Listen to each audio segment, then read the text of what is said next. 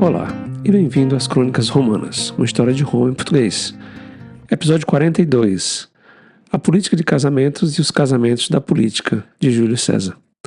No episódio anterior, falamos rapidamente do primeiro casamento de Júlio César com a Cornélia, com quem ele teve a sua única filha, que era Júlia, e de como o discurso dele no enterro da Cornélia impressionou os romanos pela sua paixão e pelo seu luto.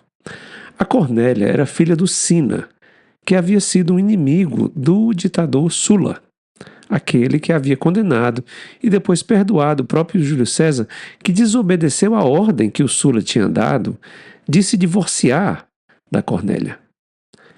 Pois bem, para quem então o Júlio César decide se casar nas suas segundas núpcias? Ele se casa com a neta do Sula, uma mulher chamada Pompeia. Ora, para a gente ter uma noção disso, seria como se hoje, em 2025, uma pessoa que fosse casada com a filha do Joe Biden casasse com a neta do Trump. Ou, no contexto brasileiro, imagine que uma pessoa fosse casada com a filha do Lula e se separasse e casasse com a neta do Bolsonaro, tá certo? É uma coisa que chamou muita atenção, inclusive em Roma, na antiguidade, porque o Júlio César mostrou, apesar de ser um político jovem, que ele estava ali negociando com os dois lados da política romana naquela época, né? Ocorre que o casamento com a Pompeia foi, de certa forma, um desastre para o Júlio César. E desastre dentro de um contexto de uma história muito insólita que aconteceu e é contada pelas fontes da época, inclusive está na história na vida do Júlio César com Plutarco. Foi um escândalo que aconteceu. Por quê? A Pompeia, neta do Sula, aparentemente teve um caso com um aristocrata chamado Públio Clódio Pulcro, que, na verdade, o Pulcro é uma figura muito única na história romana, que é cheio de figuras interessantes, mas o Pulcro, o Clódio, ele era de uma família muito nobre, que era a família Cláudia, a família talvez mais nobre de Roma, e era um cara muito bonitão, e um cara, uma espécie de playboy. E ele tinha esse caso, conta-se que ele tinha esse caso com a Pompeia. E o momento em que esse caso virou público foi numa cerimônia religiosa que ocorreu na casa do Júlio César. Ora, como era esse ritual? Era um ritual de homenagem à deusa feminina, né? E era só para mulheres, tá certo? O Júlio César, inclusive, que nessa época ele era o Pontifex Maximus de Roma, ele teve que sair de casa, mas ele deu a casa dele para que fosse feito esse ritual, né? Que era um ritual de uma noite toda, só mulheres, era um ritual que envolvia um banquete, músicas, danças e provavelmente situações íntimas ali entre as mulheres, né? Só mulheres, tá certo? E a mãe do Júlio César, que era a Aurélia, seria a matrona, né, desse ritual. E estavam lá, aí, obviamente, a esposa do Júlio César, a Pompeia, a neta do Sula, a segunda esposa do César. E no meio dessa festa, uma das serventes nota que tem uma mulher lá que está meio estranha, tá certo? Essa mulher quem é? Essa mulher é o Clódio Pulcro, disfarçado de mulher. Ou seja, você imagina aí um cara na Roma antiga, né, botou uma peruca, botou um vestido de mulher e se disfarçou para poder ter relações lá com a Pompeia, porque se aproveitando do fato que o marido não estava em casa e que essa festa ia ter só mulher. Então o Pulcro era esse tipo de cara, né, um cara capaz desse tipo de coisa. E isso virou um escândalo em Roma quando a servente grita, né? E tem um homem aqui dentro, né? E aí fica todo mundo querendo procurar esse homem e acaba descobrindo lá o Clódio vestido de mulher no meio dessas mulheres, né? Dessa festa de mulher feminina dentro da casa do Júlio César.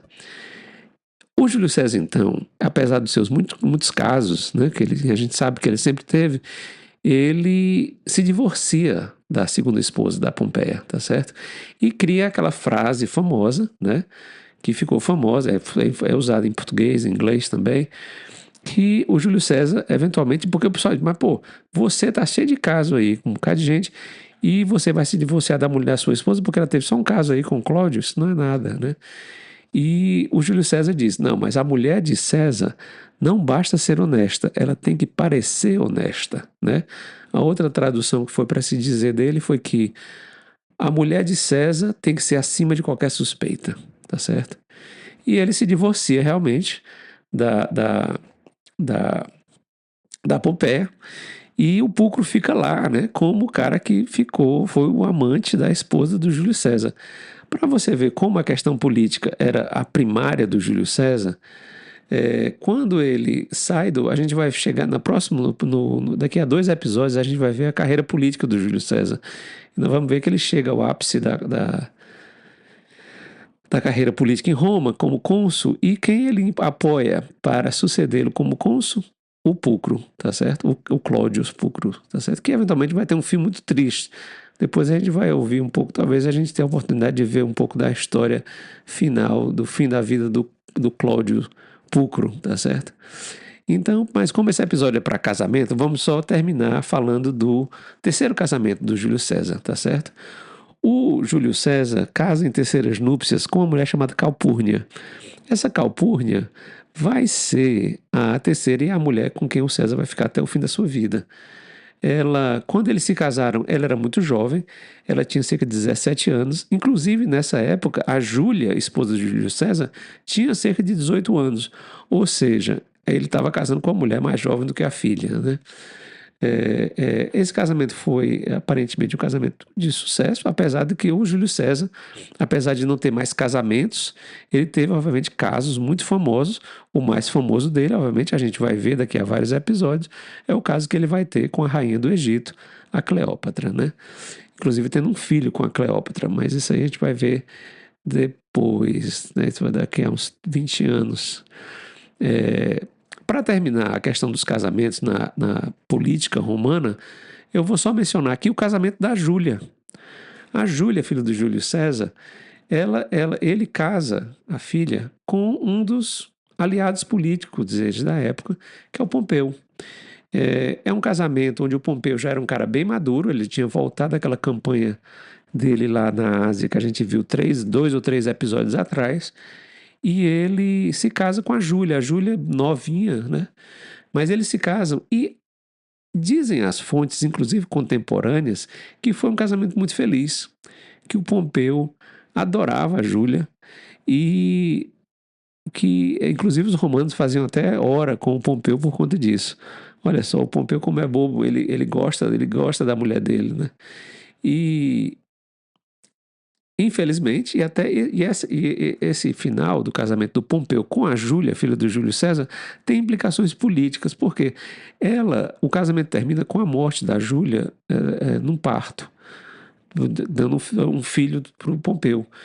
E, eventualmente, a aliança do Pompeu com o Júlio César vai se acabar. Talvez não tivesse acabado se a Júlia tivesse sobrevivido a essa sobrevivido mais nesse casamento, né? Então, isso aí é para a gente ter uma ideia de como o Júlio César utilizou dos casamentos como uma ferramenta política, né? E como esses casamentos foram acompanhando a evolução dele dentro da política romana, né? No próximo episódio, a gente vai entender um pouco mais das ambições desse jovem político Júlio César e de como ele foi se desenvolvendo politicamente e militarmente. A gente se encontra.